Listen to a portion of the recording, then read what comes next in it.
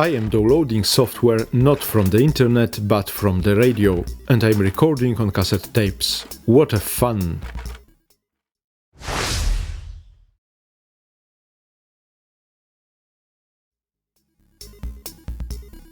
Hi, nice to see you on this channel. Can you imagine the world without internet? Yes, completely without internet. Are you ready? Let's start.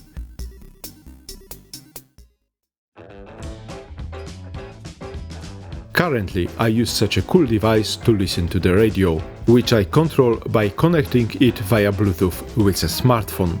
Of course, broadcasts are streamed from the global network. But let's use the magic of movie, Hocus Pocus, and...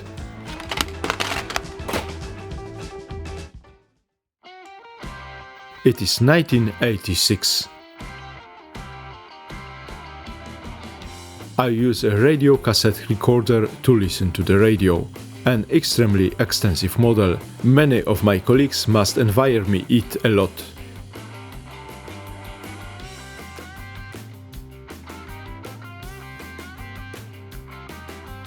In Poland, cheap tape recorders of domestic production are the most popular, with a much more modest design, usually with only one deck and providing less possibilities.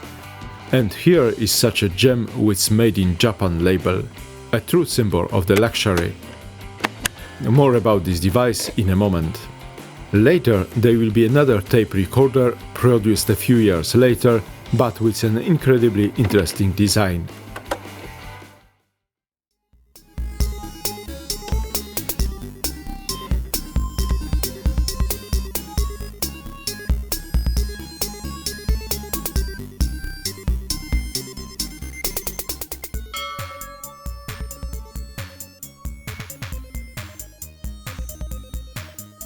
Okay, so let's listen to the radio together. Wait a second, what is this strange radio show? Please stay calm, it is not the aliens from another planet who attack the Earth. This is only the Polish broadcast for 8-bit computers rovers from many years ago.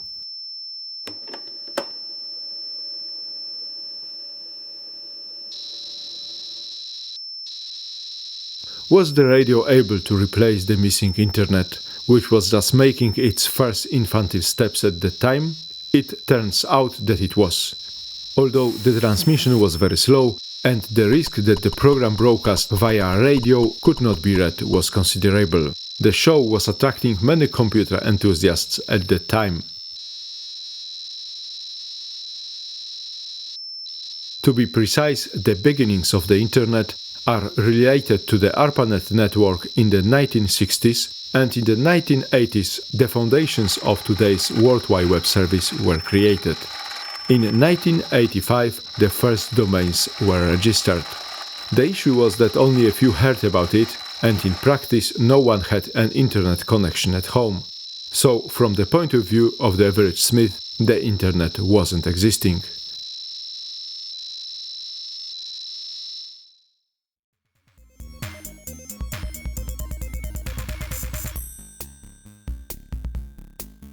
On the other hand, in some states there were networks that were similar to the internet or teletext, covering only one country, such as the British Prestel, which started in 1979, the French Minitel launched in 1982, which was probably the most popular among such services, or the Swedish Teleguide from 1991, which lived an exceptionally short life and ceased functioning in 1993.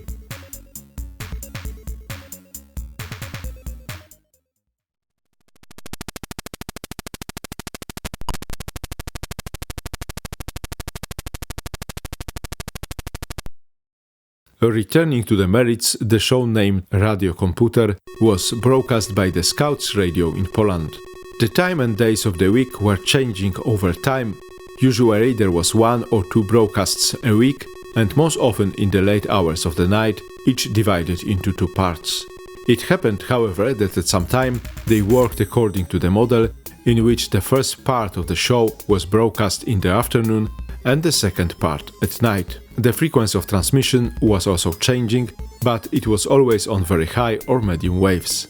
I am not a specialist, but as far as I heard, very good for such applications.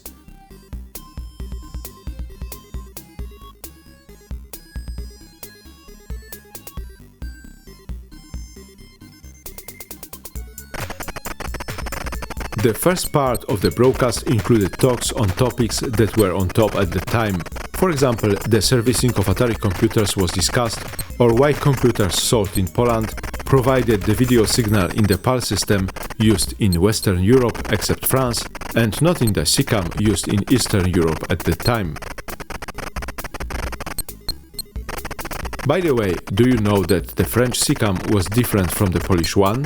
More precisely, audio was transmitted in other way in both countries, and several other minor details made them different. But that is a topic for another discussion.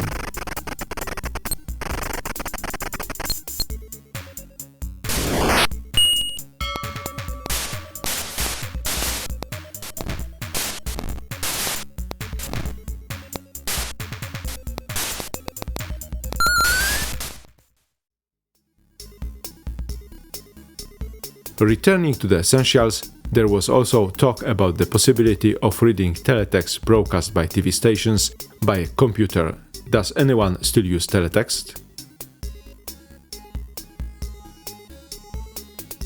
Additionally, a computer program to be transmitted next was always discussed. And it was the second part that was the most important. At the end, selected software for Atari 8-bit, ZX Spectrum or Commodore was broadcast, and hence the famous, almost iconic beep sounds.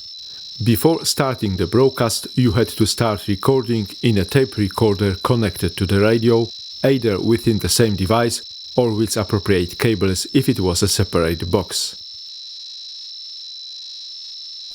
Later, you had to insert the recorded cassette into the factory cassette player connected to the computer and to keep your fingers crossed for the game to be loaded. With one exception concerning the ZX Spectrum, for which factory-made tape recorders were usually not used because they were expensive and this computer worked without any problems with most other cassette players with the appropriate sockets. Atari or Commodore enthusiasts were rather stuck with devices sold by computer manufacturers, although few used the appropriate extension devices, allowing to use of any tape recorder. The latter solution, however, did not gain popularity. What software was broadcast over the radio? Most often there were ambitious Polish titles. The transmission of a typical game usually took a good dozen and sometimes even several dozen minutes.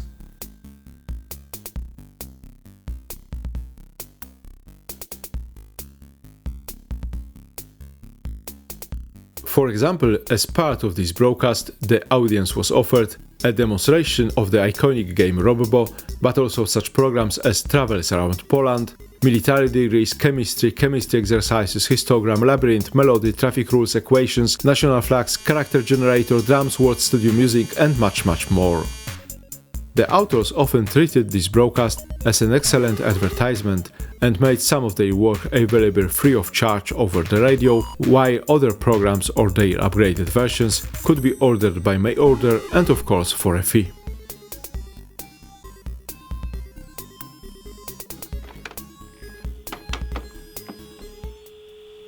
The radio broadcast authors tried to keep in touch with the audience.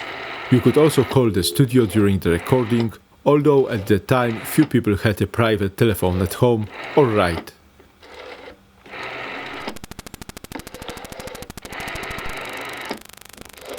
A letter from one of the listeners went legendary. He sent it by traditional mail on a floppy disk as a program to run. He informed the editors that it was possible to load without any problems the broadcast software and proposed to transmit his own application over the radio, which was a kind of simple database with cooking recipes. Sometimes programs for special occasions were prepared for the audience. For example, at the end of the year, a Christmas greeting card and an application that plays carols were broadcast on the radio.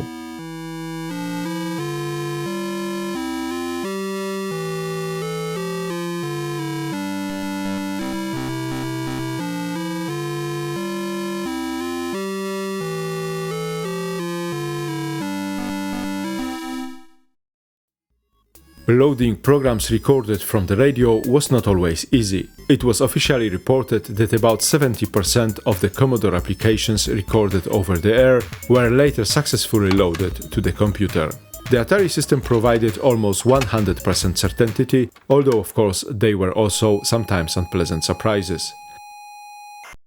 Some programs were broadcast in the normal transmission system designed by the computer manufacturer, and for Atari or Commodore this method was the most reliable. Others using turbo system formats, but more on that in a moment. Unfortunately, the worst situation was with the ZX Spectrum, where the transmission was the most challenging. In the end, it was cleverly solved by changing the factory transmission format, and a special decoding program on the computer was required to read the program broadcast over the radio. Such was published by the Polish magazine for IT enthusiasts, Bytek, in the issue 5 from 1989 or the issue 910 from 1990.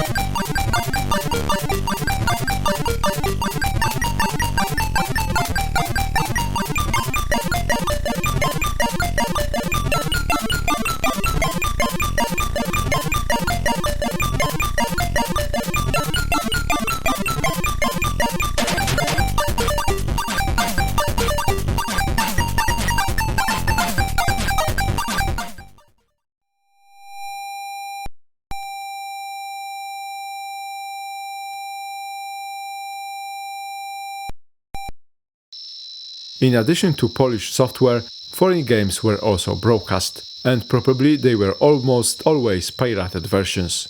However, in those days few people cared about the legality of the software. Such an example was the game Feud.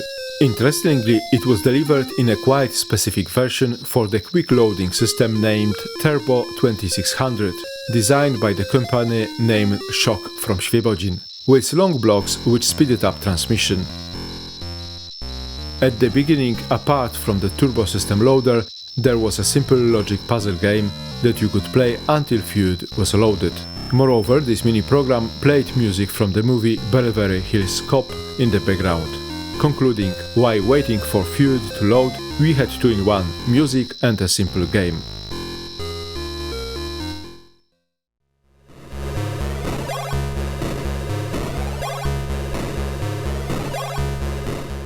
Coming back to the aforementioned Turbo 2600 system, it provided, as advertised by the manufacturer, up to 5 times reading speed increase.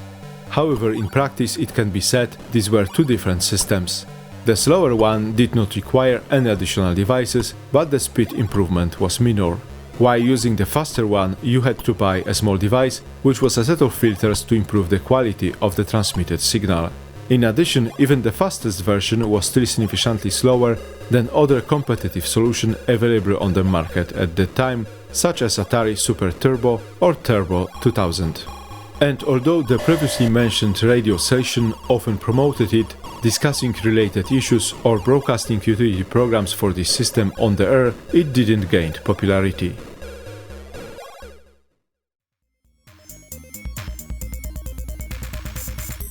From time to time, the editorial team also organized competitions. For example, for the most interesting utility program, you could get a computer, attention please, Laser 700. Who remembers such an unusual device sold under the brand name Video Technology or Sanyo? It was a computer based on the Zilog Z80 with 128 KB RAM memory, with 16 colors on the screen, and with the best text mode of 80 characters in 24 lines, and with the maximum resolution of 640 per 192 pixels in graphics mode in 2 colors of the 16 previously mentioned, which was a much better solution that provided by Atari, Commodore or ZX Spectrum, and with a mechanical keyboard apparently not the best. Interestingly, the power supply was placed in the computer housing, although at the time an external power supply was the standard.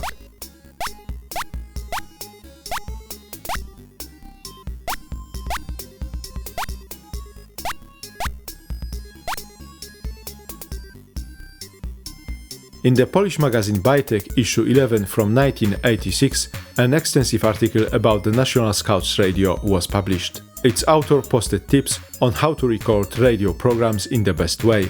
He recommended to record only in mono mode, to clean the head of the tape recorder with a cotton cloth or cotton wool soaked in spirit, and to turn off unnecessary electrical appliances at home, such as a vacuum cleaner or washing machine, and not to use gas lighters. Sounds a bit strange, doesn't it?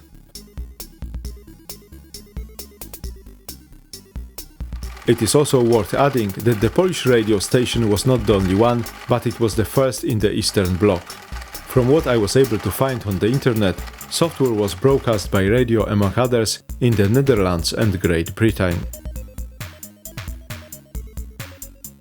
The Dutch broadcaster, having similar problems as mentioned earlier, introduced its own format for software transmission called Basic Code, and thanks to this the reliability significantly increased.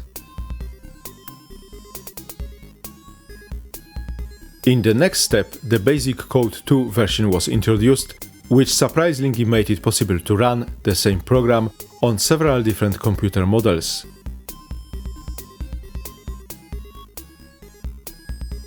This was achieved by limiting the possible basic commands to a subset found in all models.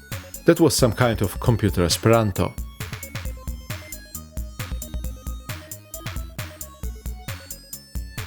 As a curiosity, it can be added that the British station Radio West during the first broadcast sent a program drawing the image of the famous actress, singer and writer Cheryl Ledd.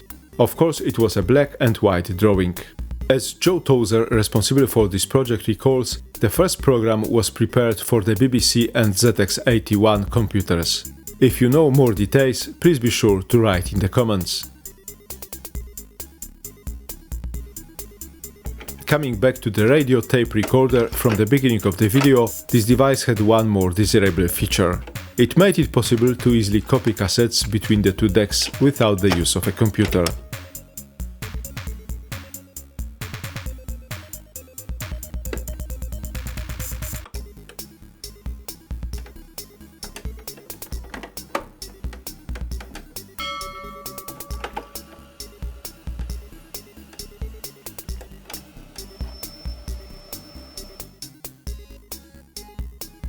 A few years later, Sharp released much more interesting model. How many tapes do you think this tape recorder can handle at once? It looks that only one, but after opening the cassette cover, it turns out that there is place for two cassettes, but the cassettes are inserted one behind the other. Have you seen such a technical wonder before?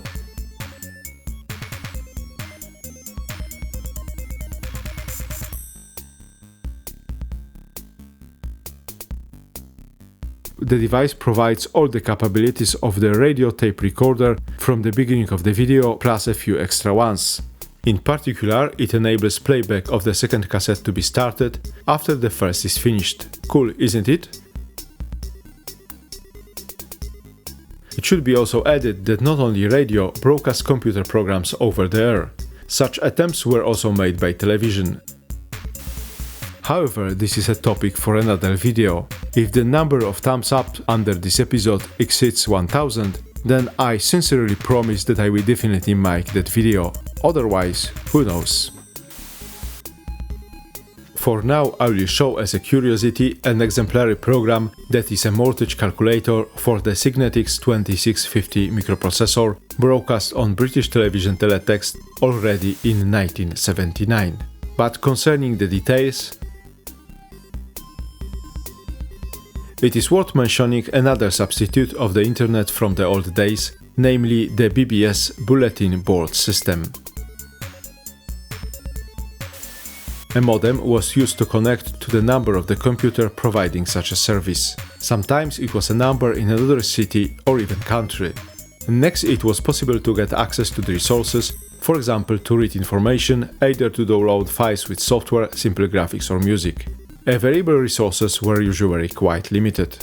Slow transmission and often high prices for a direct connection to a second computer did not make things any easier. However, this is also a topic for another video.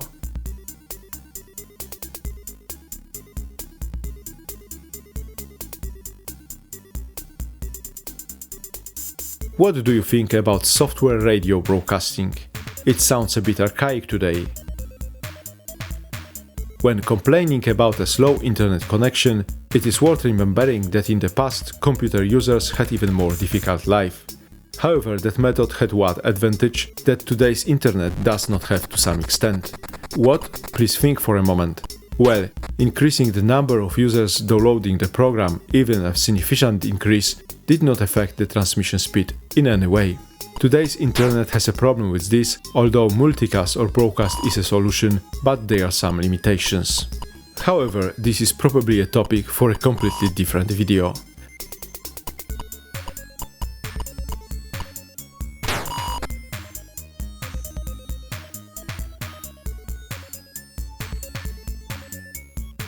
At the end, as always, a little surprise for tough guys.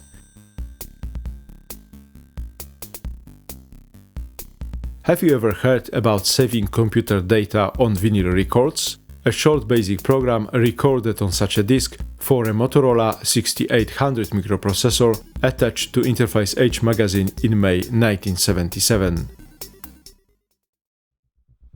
Stay healthy.